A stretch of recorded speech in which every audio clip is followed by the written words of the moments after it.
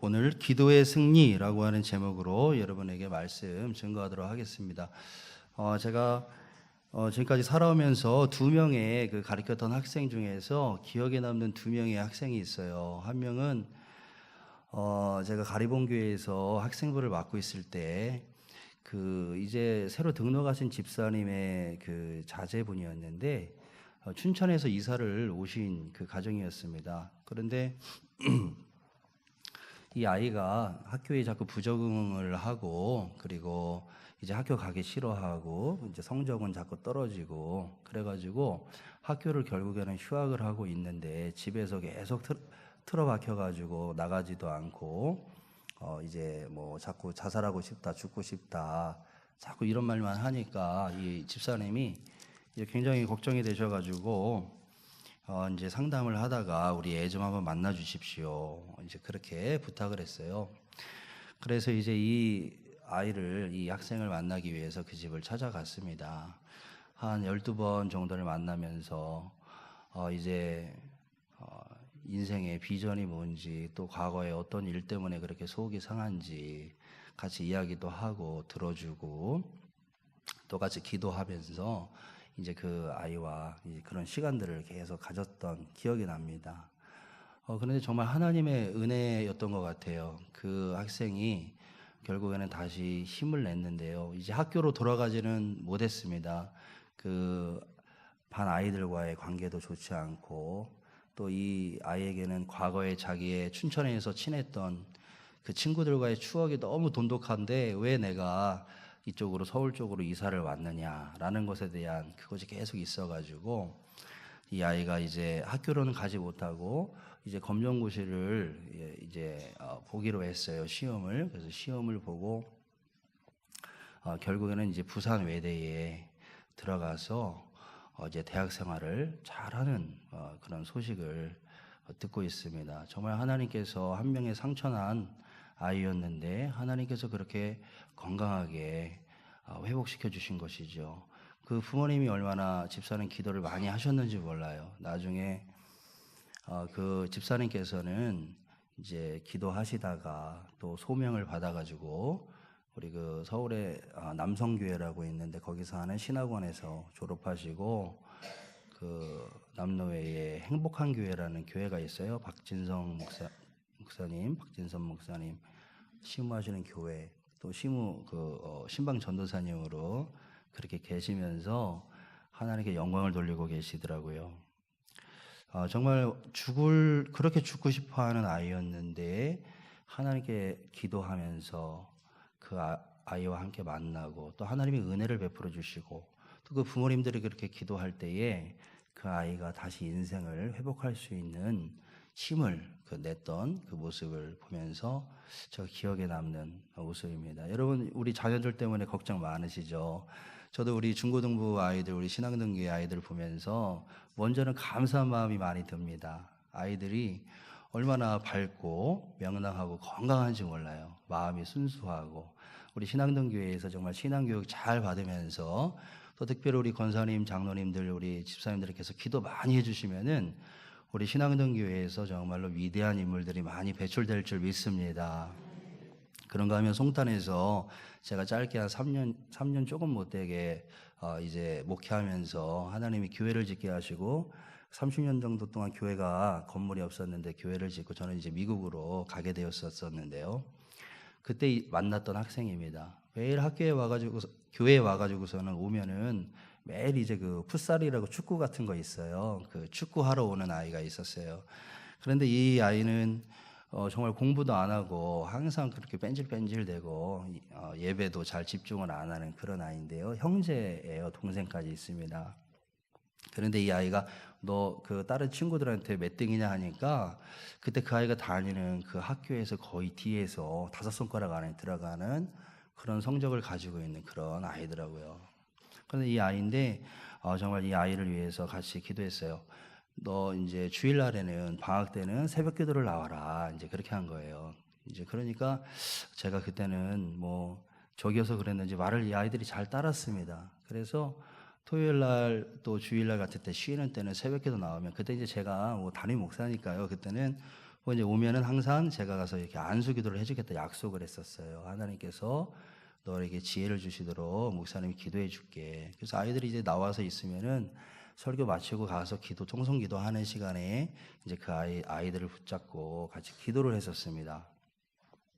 그런데 정말 이 아이가 1년이 지나고 2년째 되면서부터 정말 희한하게 성적이 쭉쭉쭉 올라간다는 얘기가 들리는 거예요. 아이가 성적이 올라갑니다.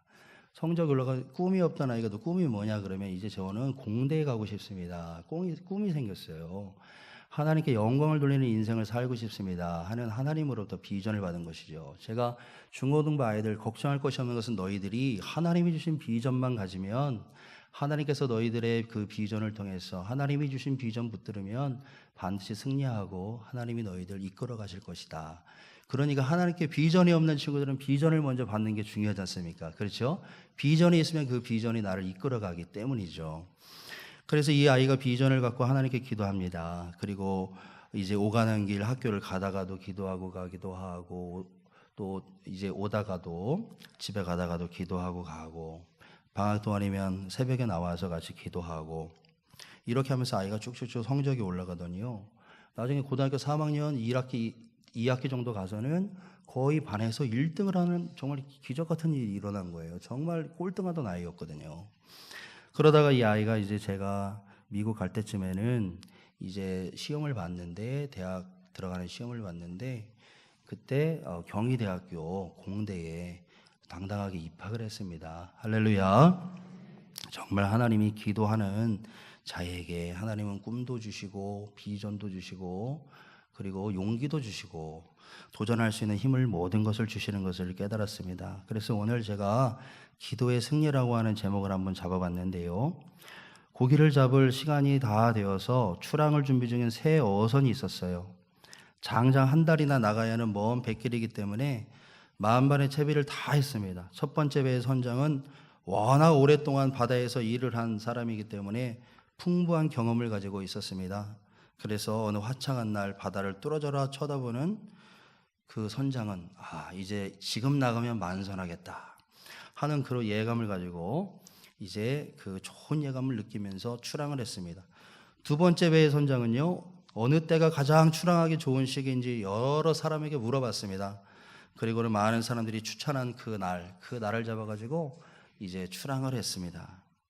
하지만 이 두 배가 다 출항한 후에도 이 마지막 배의 선장은 좀처럼 출항을 하지 않는 것입니다. 왜 이렇게 출항을 하지 않는가? 다른 사람들이 주변에서 당신 그러다가 앞에 간 두 배가 다 이제 물고기 잡고 나면 어떻게 하시려고 그러냐고 걱정을 합니다. 하지만 이 선장은 떠날 기미는커녕 오히려 배를 단단히 부두에 잡아 묶어 두는 것이었습니다. 사람들이 이 사람을 보면서 그 이상한 행동을 보면서 혀를 찼지요. 하지만 그가 빙그레 웃으면서 한 사진을 보여줬습니다. 그 사진은 무엇이냐면 태풍이 다가오는 위성 사진이었습니다. 여러분, 우리가 세상을 살면서 여러 가지 판단의 기로에 섰을 때 저마다 판단의 기준이 있습니다. 어떤 사람은 자기 경험을 의지하고 어떤 사람은 대다수의 사람들이 선호하는 방향으로 이제 결정을 하기도 합니다. 하지만 우리는 그보다 더 높은 곳에서 이 세상을 바라보고 계시는 분께 묻고 그리고 그분의 인도하심을 받는 사람들입니다. 왜냐하면 높은 곳에 있는 하나님께서 더 정확하게 우리의 모든 인생을 알고 계시기 때문이죠. 기도는 인공위성에서 바라보는 지구처럼 더 넓게, 더 멀리 보시는 능력의 하나님, 정말 창조주 하나님을 만나는 시간인 줄로 믿습니다. 따라서 바른 기도를 하게 된다면 우리의 한계를 뛰어넘어서 능력 있는 삶을 살게 될 것입니다. 그렇다면 오늘 본문 말씀을 통해서 우리 예수님이 기도하신 모습을 통해서 우리는 어떻게 기도해야 될까라는 것을 짧게 세 가지로만 생각해 보겠습니다. 첫째는 우리가 기도하는 목적이 있습니다. 그 목적은 뭐냐면 유혹에 빠지지 않도록 기도해야 한다는 것입니다. 한번 따라하겠습니다. 유혹에 빠지지 않도록 기도해야 한다. 그렇습니다. 여러분, 신앙생활을 다른 말로 하면 영적인 싸움이라고 얘기하지 않습니까? 그래서 여러분, 우리가 신앙생활을 하는 동안, 이 땅을 살아가는 동안요, 마귀는 우리의 영혼을 넘어뜨리려고 계속해서 공격합니다. 하나님의 뜻에서 떠나게 하려고 다양한 방법으로 공격하기도 하고, 그리고 이러한 공격들, 다양하게 주어지는 공격을 통해서 우리의 영혼에 상처를 입게 되고 때로는 좌절도 하게 됩니다. 이 세상 사람들이 누군가 잘 되는 거, 우리나라처럼, 다른 나라도 그런지 잘 모르겠습니다. 우리나라처럼 다른 사람이 잘 되는 거 싫어하는 나라가 별로 없는 것 같아요.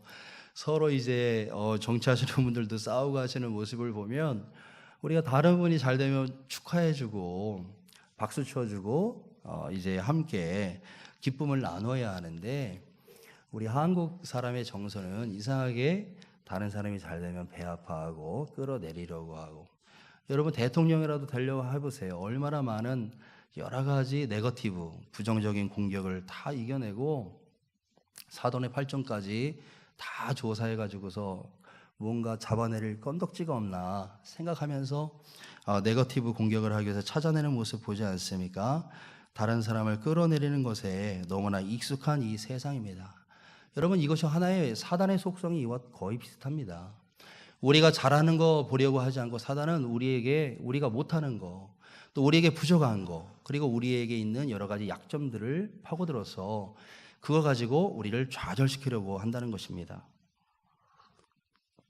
그래서 결국에 우리가 넘어져서 하나님께서 우리를 향하신 그 아름다운 계획과 뜻들을 우리가 이 땅에서 이루지 못하도록 만들기 위해서 사단은 가만히 있지 않는다는 것이지요. 성경에는 우는 사자처럼 삼킬 자를 찾는다고 얘기를 했습니다. 그 무서운 사자가 자기가 이제 잡아먹을 상대를 찾는 것처럼 그렇게 찾는다. 여러분, 얼마나 열심을 다해서 지금 찾고 있는지 몰라요. 그렇기 때문에 우리는 항상 깨어서 하나님께 기도로 함으로 깨어 있어야 한다는 것이지요. 여러분, 이 세상 많은 사람들이 욕심 혹은 여러 가지 세상의 유혹으로 인해서 넘어지는 경우가 참 많습니다. 우리가 대단한 것에 넘어지지 않더라고요. 아주 작은 것에서 넘어지는 것입니다. 여러분, 그 삼손 같은 분 있지 않습니까? 삼손은 하나님께서 그 여러 사사들을 세우셨는데 계속 실패하자 이 삼손에게는 하나님께서 다른 사사에게 준 것보다 훨씬 더 많은 힘과 그리고 지혜를 주었어요. 그가 다른 사람들에게 수수께끼를 내고 하는 모습을 보면 삼손은 힘만 센 것이 아니라 지혜도 있는 사람이었습니다. 그런데 그에게 한 가지 약점이 있는데 그것은 무엇인가 하면 그는 정욕에 약한 사람이었어요. 그는 여자에게 약한 사람입니다. 이방 여자 드릴라라고 하는 여인에게 빠져서 자기의 힘의 비밀을 다 누설하게 된 결과 그는 그만 비참하게 잡히고 눈이 뽑히는 그러한 일들을 당하게 되지 않습니까? 여러분, 여자의 유혹에 넘어갔습니다. 여러분, 우리가 이 세상을 살아갈 때 기도해야 하는 목적 중에 하나는 무엇입니까? 주기도문에도 시험에 들지 않도록 기도하라고 주기도문에서 우리 주님께서 가르쳐 주시지 않았습니까? 자, 오늘 한번 40절 말씀 그래서 한번 같이 읽어보겠습니다. 그곳에 이르러 그들에게 이르시되 유혹에 빠지지 않게 기도하라 하시고, 아멘. 우리 주님께서도 유혹에 빠지지 않도록 기도하라고 말씀하셨습니다. 자, 두 번째로는 하나님의 뜻을 구하는 기도를 해야 되겠다는 것입니다. 우리의 기도의 목적 중에 하나가 유혹에 빠지지 않는 것이라면 그 내용 중에 하나는 하나님의 뜻을 구하는 것이어야 한다 하는 것입니다. 오늘 한번 43절 말씀 한번 오늘 본문의 말씀 읽어보겠습니다. 우리 42절이네요. 42절 말씀 있습니다. 이르시되 아버지여, 만일 아버지의 뜻이거든 이 잔을 내게서 옮기시옵소서. 그러나 내 원대로 마시옵고 아버지의 원대로 되기를 원하나이다 하시니. 아멘. 여기 보니까 내 원대로 하지 마시고 마옵시고 아버지의 원대로 되기를 원하나이다. 이것은 십자가의 고난을 피하게 해 달라는 기도를 드리다가 우리 주님께서 하신 말씀입니다. 먼저는 주님께서는 이 잔을 내게서 옮기시옵소서라는 기도를 하시죠. 이 잔을 피하고 싶다는 것입니다. 십자가를 피하고 싶다는 것입니다. 예수님께서 이 땅에 오신 궁극적인 목적, 십자가를 지셔서 구원의 모든 것을 완성하시고자 하시는 그것을 이제 우리 주님께서는 이것이 피할 수 있으면 좀 피하고 싶다는 기도를 하시지 않습니까? 이럴 때 예수님께서는 하나님의 뜻을 구하는 기도로 그의 기도가 바뀌어져 가시지요. 그러나 내 원대로 마시옵고 아버지의 원대로 되기를 원합니다. 여러분, 우리가 하나님께 기도하지 않으면 하나님의 뜻을 이루기가 참으로 어렵습니다. 우리 인간은 하나님이 주신 사명이라 할지라도 그 사명을 버리고 싶을 때가 참 많은 것 같아요. 여러 가지 어려움이 오고 여러 가지 힘든 일들이 생기고 또 여러 가지 환난이 오게 되면 하나님이 주신 사명이라고 인 것을 알매도 불구하고 그 사명을 버리고 싶어질 때도 있는 것입니다. 그럴 때 오늘 예수님께서 하나님 아버지께 계속 기도하시던 중에 아버지 내 뜻대로 하지 마시고 아버지의 뜻대로 되어지기를 원합니다 하면서 하나님의 뜻을 구하는 기도를 하고 있는 모습을 우리는 기억하게 됩니다. 여러분, 우리가 예수님께서는 이 다급한 상황 속에서 이제 조금 있으면 십자가를 져야 하는 이 상황 속에서 하나님의 뜻을 구하며 하나님께 순종을 하고 있습니다. 왜 그랬을까요? 기도는 자신의 뜻을 하나님께 관철시키는 것이 아니라 하나님의 뜻이 나를 통해 이루어지는 과정임을 우리 예수님께서는 몸소 보여주고 계십니다. 주기도문에서도 이렇게 기도하시잖아요. 뜻이 하늘에서 이루어진 것 같이 땅에서도 이루어지이다. 이렇게 예수님께서는 기도하라고 가르쳐 주셨습니다. 창세기 32장에 보면 야곱이 형 에서와 만나서 이제 형 에서와 만나기 전날 밤에 하나님과 밤새 씨름을 했습니다. 그 결과 허벅지 관절이 위골이 되는 고통을 경험하게 되었습니다. 하지만 그 사투를 끈질기게 끝까지 포기하지 않고 버렸을 때에 하나님께 끝까지 기도함으로 이제 하나님께서 응답을 해 주셨습니다. 여러분, 그가 하나님을 붙들고 끝까지 씨름을 했습니다. 하지만 우리가 본받아야 할 진정한 씨름은 우리의 소원을 하나님께 강요하는 씨름이 아닙니다. 오히려 우리의 허벅지 관절이 부러지듯이 우리의 뜻이 하나님의 뜻에 굴복이 되는 그러한 기도를 우리는 드려야 되는 것이지요. 그 순간은 우리의 뜻이 좌절되는 것처럼 보입니다. 하지만 그 후에는 이스라엘이라고 하는 새로운 이름을 하나님께서 야곱에게 주시고 야곱을 통하여 하나님의 모든 뜻을 다 이루신 것을 볼 수가 있습니다. 여러분, 내가 원하는 것보다 하나님이 내게 원하시는 것이 무엇인지를 물을 수 있는 성도님들이 다 되시기를 바랍니다. 세 번째는 하나님의 뜻을 이루는 능력을 얻기 위해 간절히 기도해야 된다는 것입니다. 한번 따라하겠습니다. 하나님의 뜻을 이루는 능력을 얻기 위해 간절히 기도합시다. 여기 보면 하나님의 능력을 얻기 위해서 뜻을 이루는 능력을 얻기 위해서 간절히 기도하자고 했습니다. 예수님의 기도를 누가복음 22장에서는 예수님께서 힘쓰고 그리고 애써서 간절히 기도하셨니 땀이 땅에 떨어지는 핏방울 같이 되었다.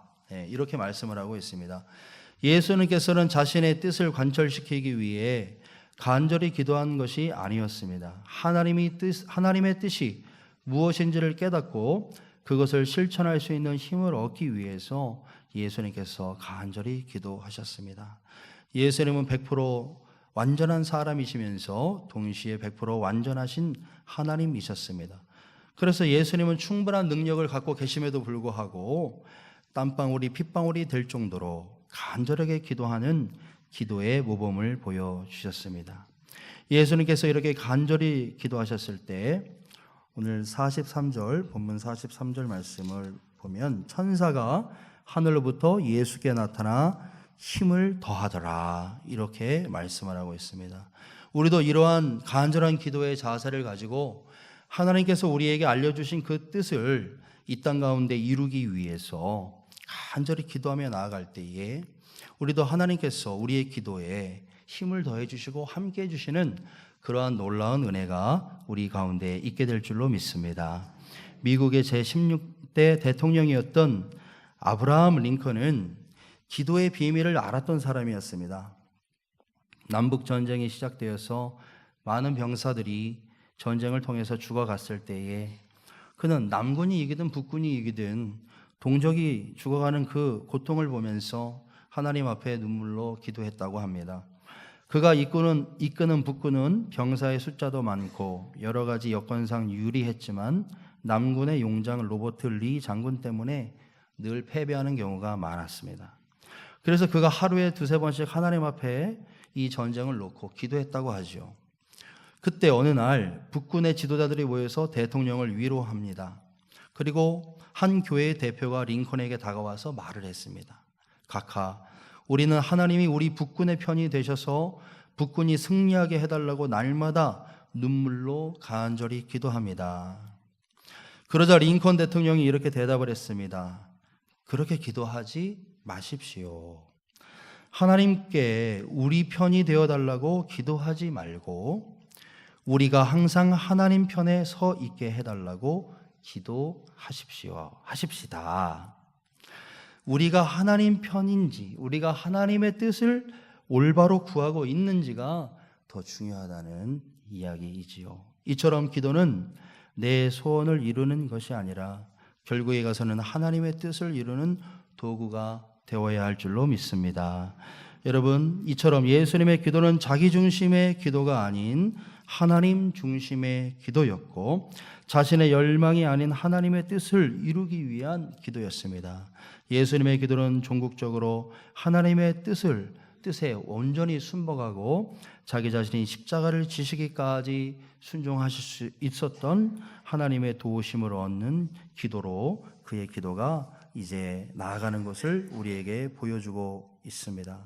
여러분, 우리가 이 세상 살아갈 때에 우리에게 참 유혹이 많습니다.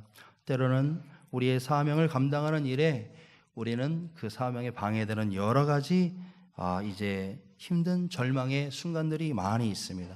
그럼에도 불구하고 우리가 오늘 예수님의 기도하시는 모습을 본받아서 하나님께 간절히 기도하고 그리고 그 기도 가운데 이 세상의 유혹을 이기고 그리고 하나님의 뜻을 이제 우리가 온전히 이루어 드릴 수 있는 도구 되는 데 필요한 여러 가지 능력을 받으며 하나님께 나아간다면 결국에 하나님께서 우리를 통해서 하나님의 놀라운 뜻을 이루어 주시고 그리고 우리가 하나님의 도구 되어 이 땅 가운데 하나님의 영광을 드러내는 그러한 하나님의 도구 될 줄로 믿습니다.